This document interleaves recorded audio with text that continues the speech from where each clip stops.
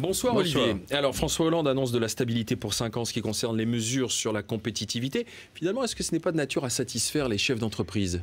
C'est sûr que la stabilité, savoir sur quelle base on va pouvoir prendre des décisions, à partir de quelles règles, ça ne peut que satisfaire les chefs d'entreprise.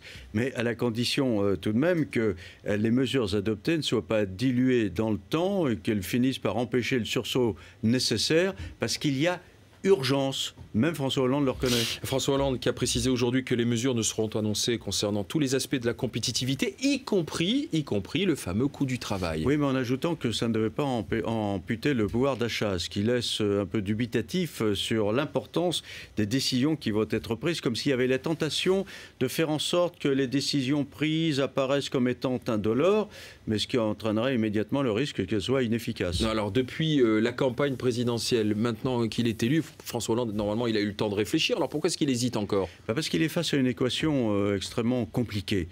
Comment arriver à 3% de déficit l'an prochain tout en relançant la croissance et la compétitivité de l'économie française? Alors, il a en plus autour de lui deux camps qui s'affrontent. Il y a ceux qui pensent que la priorité des priorités, c'est les 3%, c'est la vertu budgétaire. Et puis, il y a ceux qui pensent au contraire que la priorité des priorités, c'est la compétitivité. Eh bien, François Hollande est pris entre deux feux, entre ces deux exigences, et il n'a pas trouvé la martingale pour résoudre l'équation. Il faut quand même reconnaître que ce n'est pas tellement évident à trouver. C'est vrai que ce n'est pas évident à trouver, c'est incontestable, mais il a rajouté lui-même à la difficulté. D'abord, il s'est privé d'une liberté de manœuvre en faisant campagne pendant la présidentielle contre la TVA sociale.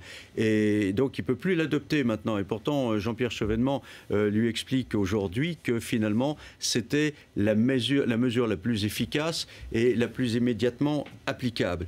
Et puis, lui-même, François Hollande, comme le gouvernement, par différents propos, ont laissé se diffuser l'idée qu'ils étaient hostiles aux entreprises. Alors ils se récrisent, affirment que ça n'est pas le cas, ils essayent de trouver d'autres phrases pour arriver à ce qu'on comprenne autre chose, mais le mal est fait. Ouais, mais enfin, d'où l'appel des grandes entreprises et des grands dirigeants dans le journal du dimanche hier, 30 milliards d'allègements de cotisations et 60 milliards d'euros d'économies dans le secteur public. Oui, alors là, bon, la dose est assez forte, il faut bien le reconnaître, mais vous vous souvenez qu'il y a eu l'affaire des pigeons avec le recul du gouvernement. Et c'est ce match marché public-entreprise qui risque de nous conduire à un pacte de stabilité à l'eau claire. Parce que pour imposer des mesures fortes qui forcément déplaisent, soit l'opinion publique, soit les industriels, mais en tout cas des mesures fortes qui déplaisent forcément, eh bien, il faut au préalable rassembler les Français, se doter d'une majorité dans l'opinion publique.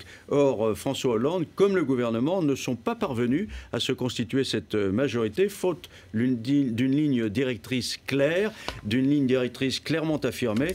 Ils ont rajouté à la crise des difficultés, ils en payent le prix aujourd'hui. Alors on voyait aujourd'hui François Hollande qui recevait les dirigeants des grandes institutions économiques. On a une image notamment parce qu'il y a deux Français à la tête de ces grandes institutions, deux personnalités.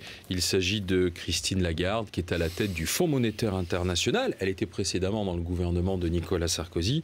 Et puis Pascal Lamy qui est à l'Organisation mondiale du commerce. On va dire un droite, un gauche qui peuvent s'entendre, qui peuvent dialoguer sans problème. Oui, parce que Christine Lagarde, qu'est-ce qu'elle dit ? Elle dit, c'est vrai que la vertu budgétaire c'est important, mais il faut peut-être assouplir un peu les règles, mais à la condition de prendre des réformes de structure. C'est pas assouplir les règles pour dépenser comme on le veut.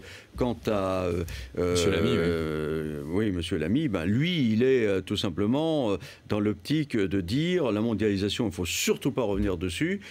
C'est la compétition internationale qui permet à une économie de connaître sa véritable valeur. C'est ce que disait le général de Gaulle il y a déjà 50 ans, d'ailleurs, quand il avait ouvert l'économie française à l'Europe pour obliger les industriels français à accepter la compétition. Et donc, vous voyez, d'un côté, l'ouverture au marché international, il ne faut surtout pas la contrarier. De l'autre, effectivement, les 3%, c'est peut-être pas ce qu'il faut faire absolument, mais à la condition de prendre les mesures rigoureuses qui s'imposent.